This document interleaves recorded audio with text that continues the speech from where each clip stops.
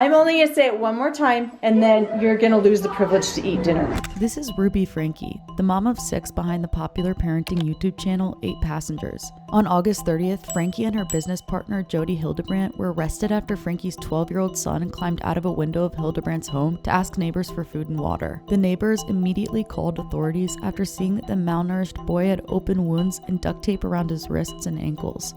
He's been detained. He's obviously covered in wounds. Utah police searched the Hildebrandt home and found Franke's 10-year-old daughter in a similarly malnourished state. On September 6th, Franke was formally charged with 6 counts of felony child abuse. So how did we get here?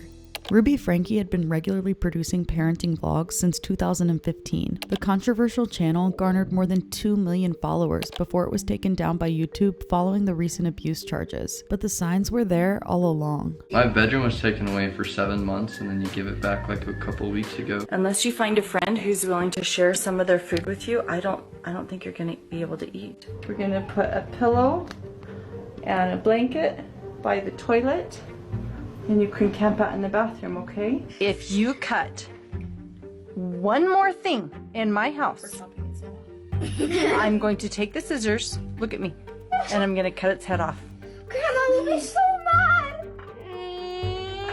Eve did not pack a lunch today. Hopefully nobody gives her food and nobody steps in and gives her a lunch. Sometimes I have to neglect the kids. And my kids are literally starving. I told the kids, I said, I'm not even going to let you eat breakfast until you get your chores done. This increasingly disturbing and controlling behavior was on display for years, causing backlash from concerned viewers. In 2020, some even created a petition for Child Protective Services to investigate the Frankes. Over the last 4 years, police made at least 15 visits to the Frankes' home, but nothing was done to protect the kids. After she was arrested, Franke's older daughter Sherry said in an Instagram story, "We've been trying to tell the police and CPS for years about this." The father, Kevin Franke, claims he had no part in the abuse. You have something in the bag that you would like out.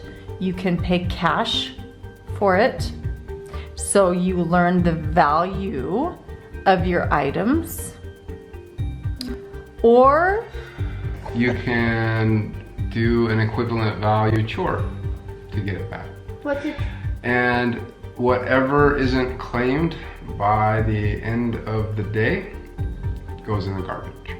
So why didn't CPS intervene sooner? It's possible that the family's wealth and race played a role. University of New Hampshire social work professor Vernon Brooks Carter looked at 418 substantiated cases of lack of supervision. Carter found that white kids were more likely to be inadequately supervised by their parents, but African American children under similar circumstances were more than 3 times as likely to be removed from their parents' care. Another study from the Children's Hospital of Philadelphia revealed that between 2010 and 2014, white children were hospitalized for abuse assessment for shorter periods of time than black children, even if their injuries were more significant. So, did the system fail to protect the Franke kids from what was happening inside because of how the family looked from the outside? And in the end,